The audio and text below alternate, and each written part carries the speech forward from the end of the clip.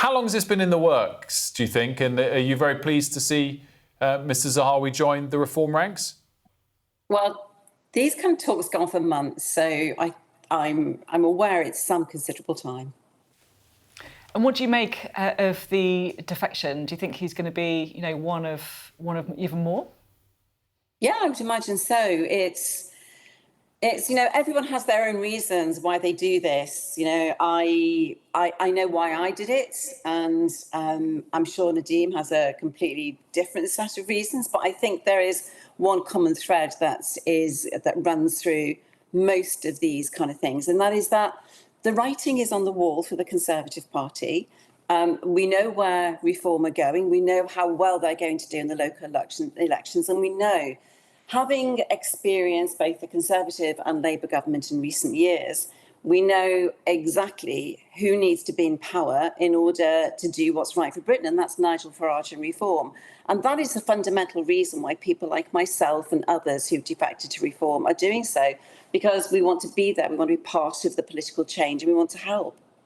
Nadine, I think if I understood it right, implied in your answer there was that you're saying you need Nigel Farage and Reform to be in power, and you need the Conservatives and Labour not to be in power. So is there a limit to how many former Tory MPs or government ministers Reform can take on without that message being diluted? Well, there's a limit to the number of former ministers and former MPs that Reform would want to take on. Not everybody is welcome in Reform who is a serving Conservative MP at the moment or has been a Conservative MP. So there's a limit. I think the number is quite low of people that Nigel Farage would accept into the Reform. So any Conservative MP who's thinking, well, I'll follow Nadhim and I'll do that sometime in the future when the writing's more on the wall in my constituency, may get a nasty shock. I know for a fact there are very few serving Conservatives right now that Nigel would be interested in taking. That said, it's obvious that with the polling we can see at the moment, which way the country is moving. It's moving to the right. And the Conservative vote and the Reform vote combined is a powerful bloc. And I've said all along, I'm not sure that when it comes to a general election in a few years' time, that there won't be some form of accommodation. And I think that will have to happen, unless, of course, Reform continue to move from strength to strength, which is what I personally feel they will do. May elections, the campaigning will be starting in about 6 weeks. Those poll ratings that you're seeing for Nigel Farage, you've not seen anything yet.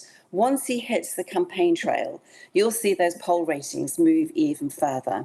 And I don't know what will happen to the Conservative poll rating, but I know Nigel's going to eat that ground and he's going to do really well, because we know Kemi Badenoch isn't the best campaigner, and we know that Keir Starmer apparently believes he's above campaigning.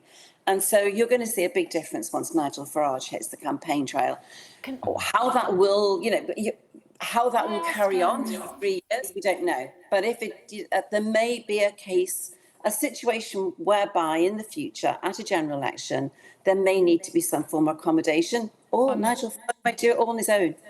I'm interested on that accommodation, but just on the poll ratings, and before I say this, I totally appreciate and acknowledge the extraordinary position that Reform is now in, leading the polls. It really is quite something.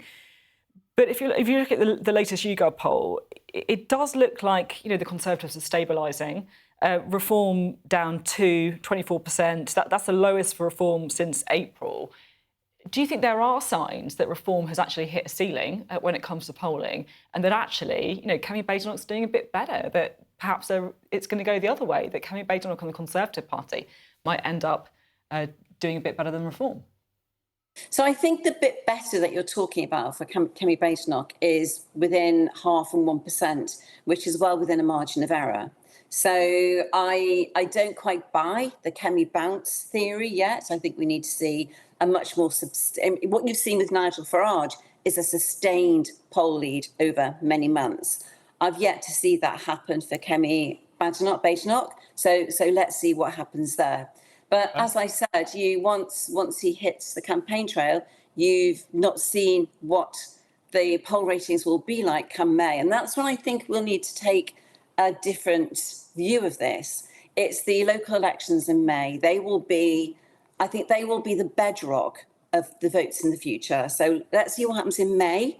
I'm not sure that Kemi does have that Kemi bounce that you're talking about. I think but let's see a few more polls with that Kemi bounce before we talk about it. Nadine, you mentioned who would or wouldn't be welcome. Would Nigel Farage welcome Boris Johnson, and could he be tempted? I've literally no idea. Well, I just don't know. Would you want to see him? Would you want to see him come across? I just think Boris is doing bigger. I think the answer is no. Would it be my dream ticket to see both men, fighting a general election? Of course it would. Will it happen? I think the chances of that happening are almost zero. But Boris and Nigel, it'll be interesting to see the dynamic between those two, right?